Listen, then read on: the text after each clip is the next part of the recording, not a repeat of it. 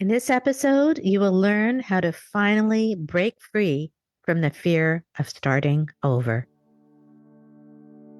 Welcome to the Midlife Reinvention Podcast, a podcast helping women in career and life transitions achieve clarity on their next steps so they can transform uncertainty into an energizing next chapter.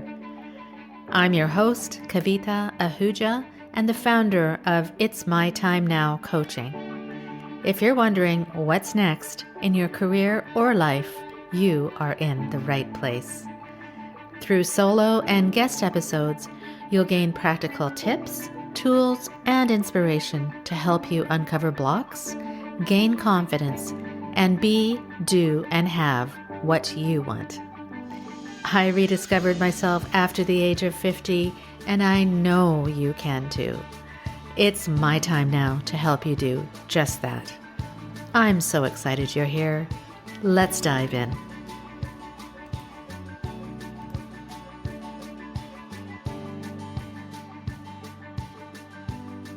What's stopping you from chasing the life that you want? Are self-doubt and fear holding you back? In this episode, we talk about the common blocks that keep people stuck, like the fear of starting over or feeling not good enough. We'll break down what these blocks are, how they show up, and what you can do to get past them. If you're tired of feeling stuck, this episode is for you. So stay tuned now for effective ways to get past what's holding you back and start taking action on the life that you really want. And don't forget to stay till the end for a special offer only valid until January 31st. Hello, and welcome to another episode of the Midlife Reinvention Podcast. I hope you're doing really well and are excited about the week ahead. Let me stop and ask you a question around that. Are you excited about the week ahead? What are you looking forward to, and what are you hoping for yourself this week? And if you're not excited, why not? Often at this time of year, we may begin to falter in the very well laid out plans we have set out for ourselves in early January. And I don't want that faltering happening to you. If what you're doing right now does not excite or motivate you, please take the time to understand why. Over the last several weeks, I've taken the time to really evaluate what makes me happy, both in my business and personal life, and really eliminate those things that are draining my energy, and instead really focus on those things and people that energize me. Often when we do that, it clears the way to really think about how you want to bring more of those things into your life practically. And it becomes easier to stick to our plans because we're not bogged down by all that other stuff. In episode 166, I took you through a powerful visualization exercise, which really allows you to visualize your future self in great detail. With that image or visual of yourself motivating you, it can be very inspiring. Building a vision for ourselves can be so inspiring, but often people stop short of realizing that vision because they're faced with obstacles that stop them in their tracks. This is where many women who come to me falter. The fear of starting over at any age can be daunting. It is definitely present if we think that we have to start over. In fact, you are not starting over, you are starting from experience. If it is, for example, a new business you want to start because that's what you really wanted to do for years, but you're so paralyzed by fear of starting over, what do? You procrastinate and let the fear of, for example, I'm not good enough, or I'm too old, or I won't make money doing this, take over. And that's what you may be experiencing right now with some of your New Year's resolutions. There are many things that stop us in our tracks, and one of the main ones is fear. According to Stoicism, everything we face in life is just an opportunity to respond with 4 traits: courage, temperance, justice, and wisdom.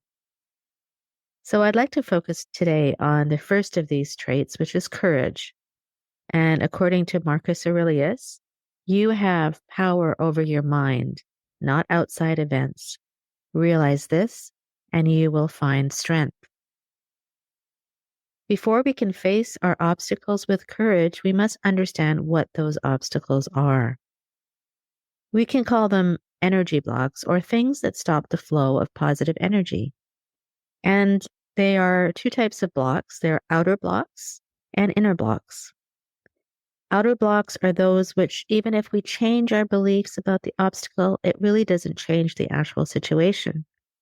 For example, if you're interested in applying for a particular job, and that job, let's say, requires a PhD and you don't have it, that's an outer block. The path then becomes, do I really want this job? And if so, shall I get my PhD? The inner blocks, on the other hand, are just that. Those are the blocks that we place on ourselves. And inner blocks can be categorized in 4 ways. The first are gremlins, also referred to as the inner critic. And that is the inner voice that tells you in one way or another that you're not good enough. The second are assumptions, and those are expectations that because something has happened in the past, it will happen again. The third are interpretations, and these are stories or opinions or judgments that you create about an event or a situation, a person or experience, and you believe that to be true. And the fourth are limiting beliefs, which are generalizations or stereotypes or ideas that you have learned and accepted about yourself, about the world, or about other people that limits you in some way. You can think of them as external beliefs that are taken as truths. So we all have one or more of these energy blocks, and I want you to realize that they are normal. It is these obstacles that hold us back from achieving our vision. And acknowledging what they are and facing them, we can begin to move forward to realizing that vision for ourselves. This is a quote that I really love. It's not what you are that holds you back. It's what you think you're not. So if you did the visualization exercise or think about the goals for your future, are they things that come up that are holding you back? I'd like you to take some time to write those things down now and reflect on them. The most important part of facing your obstacles is to first recognize what they are. It will take a lot of reflection and honesty on your part, but once we are able to recognize our obstacles, then we can work to minimize or quieten them. I mentioned outer blocks, which are again those external forces you believe are present, which stop you from attaining your goals. And I'd like you to think about some of those outer blocks that may come up for you. When you envision yourself in 20 years, for example, what comes up for you as an outer block? What external forces do you believe are present which are stopping you from attaining your goals? This could be, for example, time, money, geography, education, societal expectations, physical limitations. So, for example, when I was transitioning in my career from the corporate world to entrepreneurship, I had several outer blocks come up for me. One of them was my education. I had an educational background in biology and business, and I thought it was not relevant. And I thought I didn't have the credentials of becoming a coach, and that was a block for me. I could have let that stop me, but instead I decided this block was not going to stop me from moving forward in the direction I really wanted to take. So I got my coaching training, and this block was then removed from my path. In fact, since then, my previous education has served me in ways I couldn't ever have even imagined, even in my current and new profession. So I'd like you to reflect on what external blocks are keeping you from carrying out your vision. I have included several questions and prompts in the show notes for you to reflect on, which you can refer to now or after this podcast. So next, in terms of inner blocks, let's talk about gremlins first. A gremlin is that inner voice that tells you in one way or another you're not good enough, and they're often referred to as the inner critic. Gremlins are often formed in childhood as a way to protect ourselves from feeling embarrassed or shamed or rejected or hurt. They can limit us from taking chances and living our fullest lives. While the gremlin truly just wants to keep us safe, our egos interpret the gremlin's message as some form of, I'm not good enough. By not understanding the gremlin and its messages, it keeps us limited and causes us to play small. The gremlin usually shows up when you're feeling insecure or uncertain or unmotivated, afraid, or just getting ready to start something new. It can be like an overprotective parent. It's trying to keep you safe by keeping you in your comfort zone to protect you from failure. In fact, so many of us are so used to living with the limitation of our gremlins that we don't even recognize our gremlins when they appear. Everyone has a gremlin, and the way to uncover it is to ask yourself what messages come up for you that cause you, even for a moment, to hesitate in moving forward in your life in any way. So some of the gremlin messages, again, are I'm not smart enough, I'm not pretty enough, I'm not experienced or qualified enough, I'm not lovable, I'm not valuable, I'm not deserving, I'm not worthy, I'm not important, I'm not strong enough, I'm not persistent enough. Do any of these gremlin messages resonate with you or are showing up for you right now? For me, that gremlin message of I'm not qualified enough reared its ugly head time and time again. You see, I'm coming from a traditional Indian background.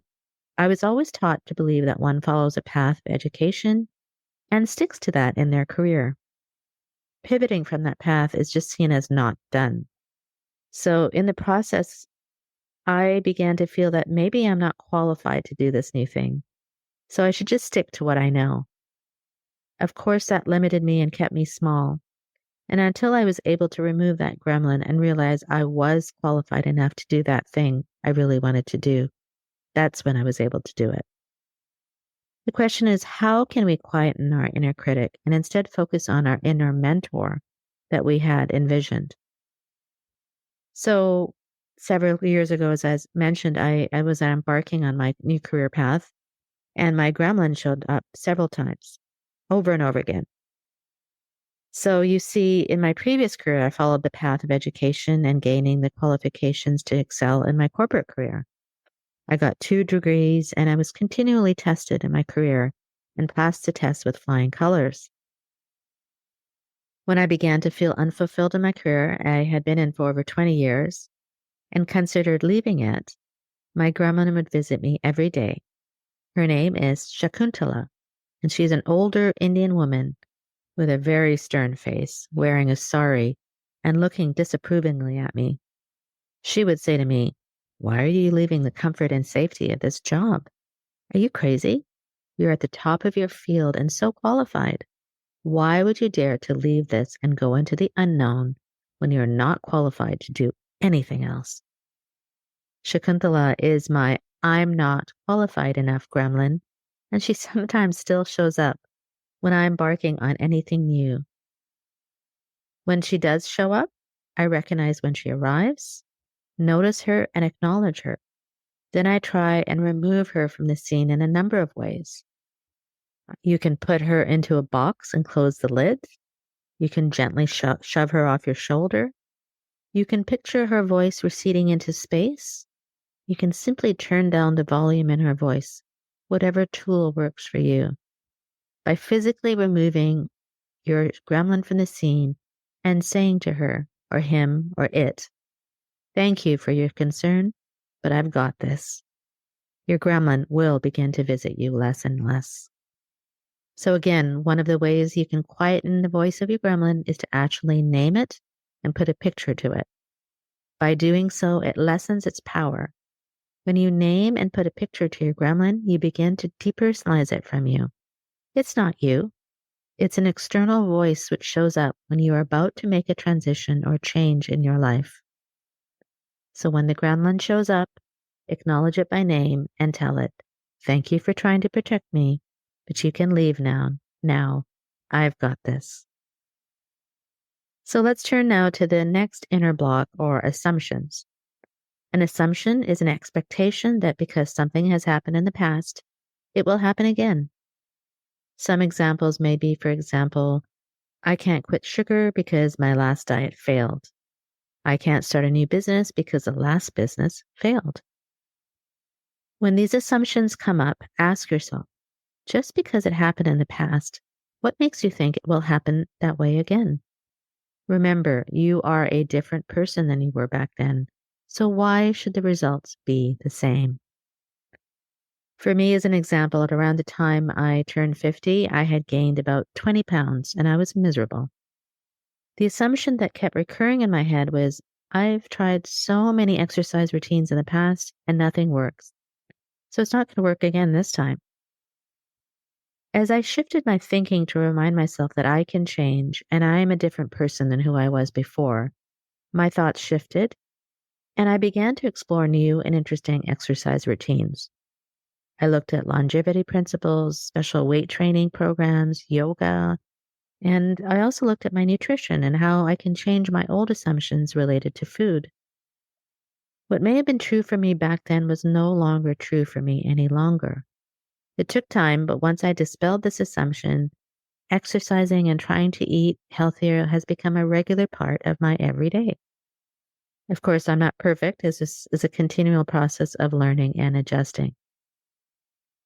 So think about what outer and inner blocks are holding you back right now. Are they real or imagined? Can you put a name and face to your gremlin? Are the assumptions you make about yourself or others really true or imagined? Recognizing your fears and blocks is the first step towards removing them, my friend. And I've included some questions to help you in this process in the show notes. I've also included a downloadable link to receive a negative energy blocks guide, which you can use whenever you feel that pull away from something you really want for yourself. The link is in the show notes. Next time, I'll go through the next set of inner obstacles or blocks, which may be holding you back, which are your interpretations and limiting beliefs. I'd love to hear from you. How are these exercises helping you? What is coming up for you as you think about your future self, or the blocks that come up when you're thinking about your career or life ahead?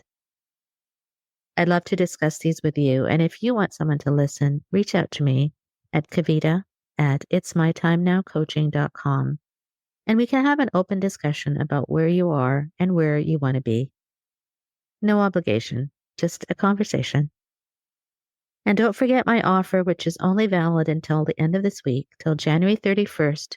You will receive 20% off my signature coaching program, It's My Time Now. Here, we go into depth in all these exercises, and I take you through the pyramid of reinvention. It's time for you to take control of your life and finally say yes to yourself, my friend. I know it's scary, but don't let these fears stop you in your tracks. Let them fuel you forward to even greater things. And I'm here for you along the ride if you so choose. Till next time, stay well and stay motivated.